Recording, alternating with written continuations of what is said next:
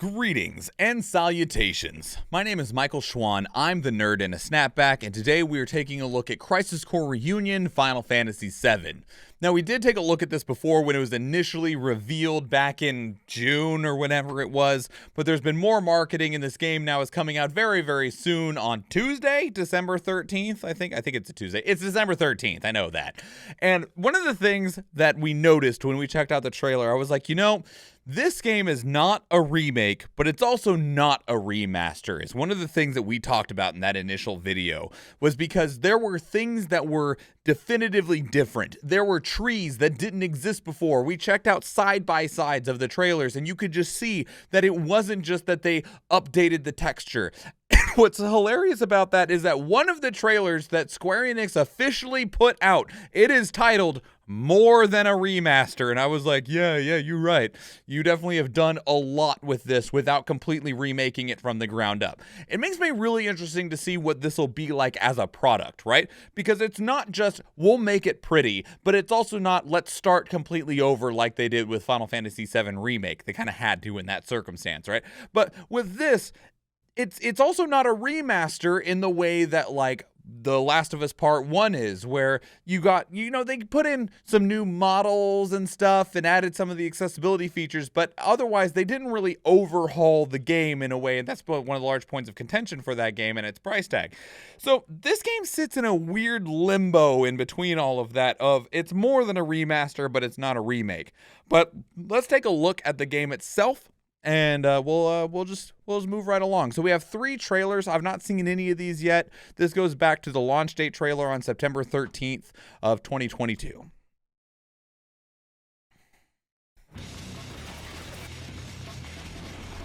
Come and get it. Oh yeah, they redid a ton of voices. Full new voice acting.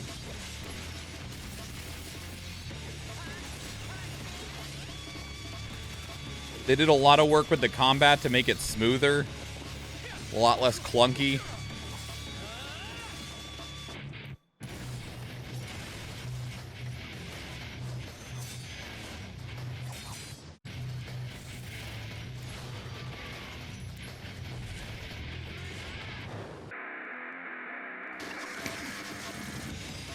What the fuck was that? What the fuck was that?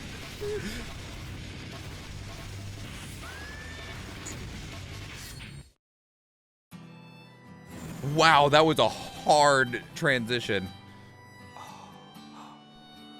My friend, your desire is the bringer of life, the gift of the goddess. You're a little more important than my sword. Sup, Angeal? How you doing, buddy? Just a little. A soldier trademark. Oh, you. Color of the sky, right? But not scary at all. Good news, Song. Me and... Hey, buddy. It means Angeal has betrayed us as well. Jill wouldn't betray us. Never! If people had wings, they'd be monsters. Sisney! Wings, they don't symbolize monsters. Your glory should have been mine. How petty. In hindsight, perhaps. What the hell did you do, Jill? Well, look who's here.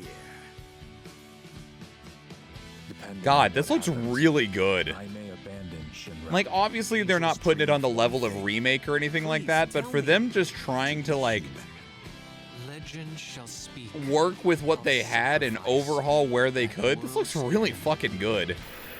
Considering this was a PSP game from 2004? So, real quick little thing here, okay?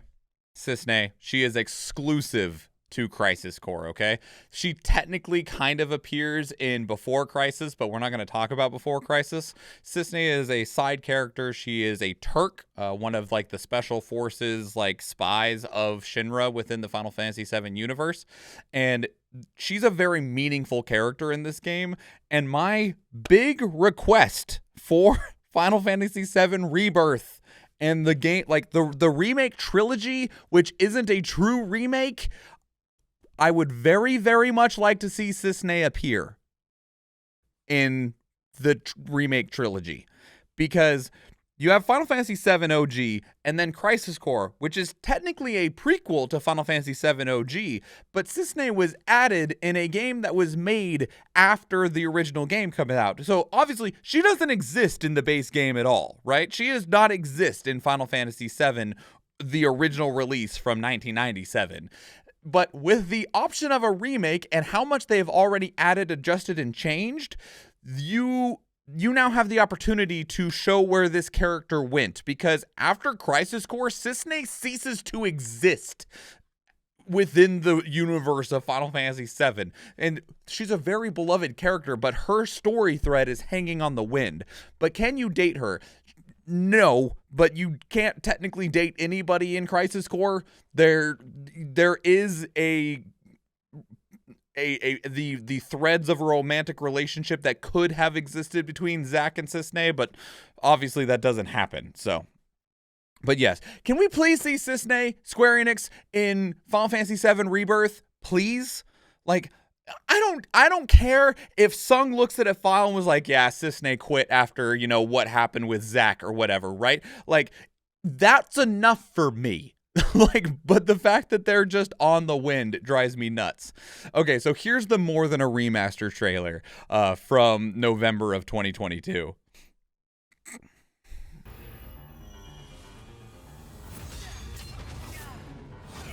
Captured on PlayStation 5.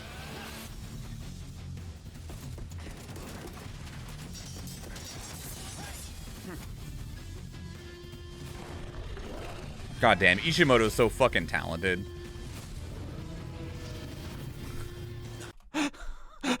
That was jarring. Oh my god.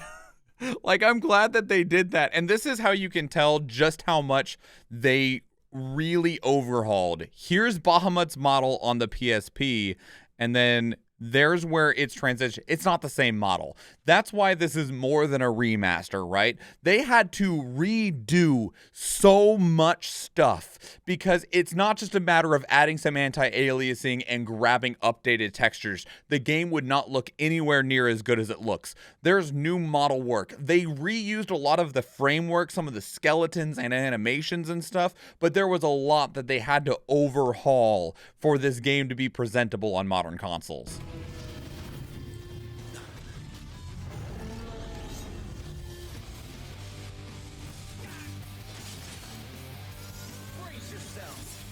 Man, you know when games look better in your memory?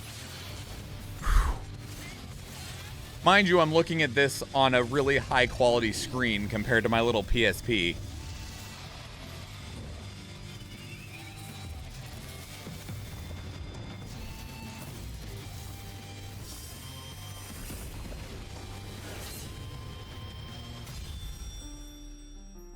That looks good. Okay, so one thing that I will state, so this is the launch trailer. This is the reunion launch trailer from a few days ago on November 29th. As just a note, one of the things that I saw everyone talking about on Twitter is like, God damn it, Square Enix, stop spoiling your entire game in the trailer.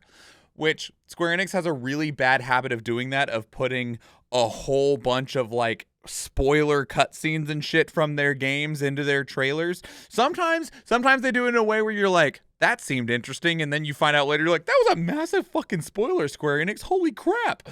I have been told that there are lots of spoilers in this. I played this game. I know this game's story very, very well. I could write a video essay on it, not going to. So I'm not concerned about spoilers, but if you do not know the story of Crisis Core or are worried about potentially having some event spoiled for you, I don't know what the spoilers are. I haven't watched this trailer yet, but it's 3 minutes long. So just be aware that there is a chance that some things are spoiled for you. I don't know if they are spoilers in context or not, because like I said, it could be that they are spoilers if you know that they're spoilers, but otherwise they might not be. So fair warning to you, just so you're aware. Here we go.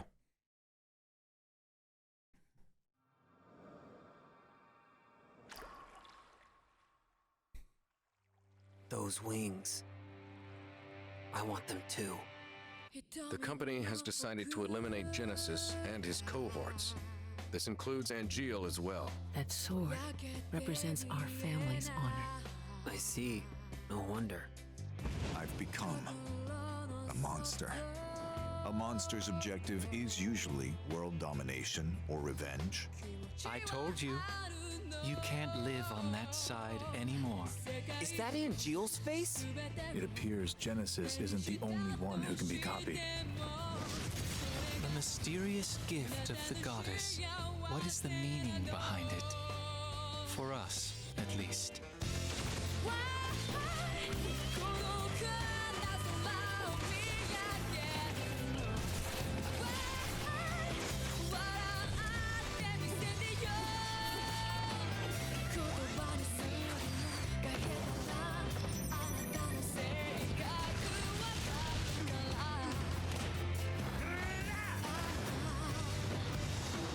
Those soldier people are kind of weird.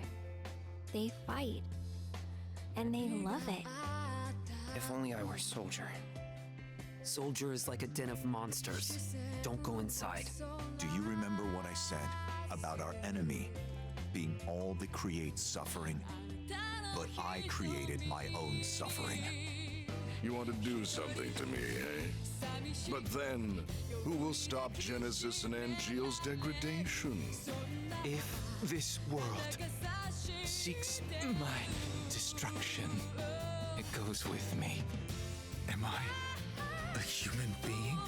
Shinra, Soldier, and you. I hate you all! Sephiroth! Why did you kill the townspeople? Why did you hurt Tifa? Answer me, Sephiroth!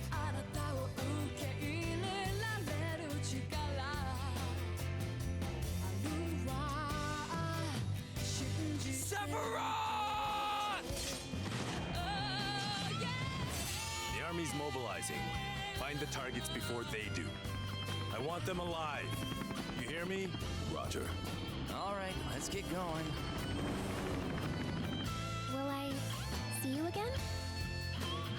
Hey, Cloud. I have to go to Midgar.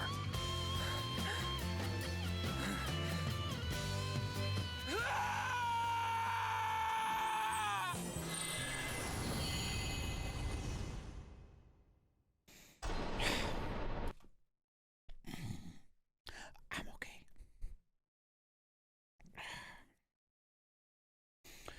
Seems like they forgot that there's an audience that doesn't know anything about Final Fantasy VII and are more focused on those that are already in the know with the Final Fantasy VII lore. Yeah, you know, Final Fantasy VII was 25 fucking years ago. That's a long time. So like there are people that played the original, loved it, and then lived a full life and have died in the time since that then and now. And so a lot of the people now, like, who knows, you could have been fucking, 22 years old playing Final Fantasy VII and you are 47 now. That's a pretty significant difference of age. You might not be into video games anymore. You might not even be aware of that, like what's going on in the video game world. So anyway, as I continue to try to compose myself, yes, there are a lot of spoilers in that. In fact, almost damn near the entire game, relatively speaking, is shown in that trailer in one way or another. Now, that said, out of context, you probably, like, a lot of them wouldn't be spoilers because you wouldn't know necessarily, like, what they're showing or what they're talking about, right? And so that's probably what they're hoping on, is that if there was a new person that was watching this trailer, if you don't already know the story, a lot of that you wouldn't necessarily know what events happen when and where and how, right? You wouldn't necessarily know, like, okay, they're talking about this. Is that something that happens at the beginning of the game or the end of the game, or is it somewhere in the middle? And so that is one of the things that does exist within this trailer. But yes, that was way more spoilery than I expected, even with the way that people were talking. So, but again, I know the story. I know what happened. So I know, like, the moments that they're expressing, right? And that's a very interesting perspective from me. because I don't have the lack of knowledge. So like Eve, you know, like I know nothing. I've never seen it before, when or where or what, but I can definitely draw something from that.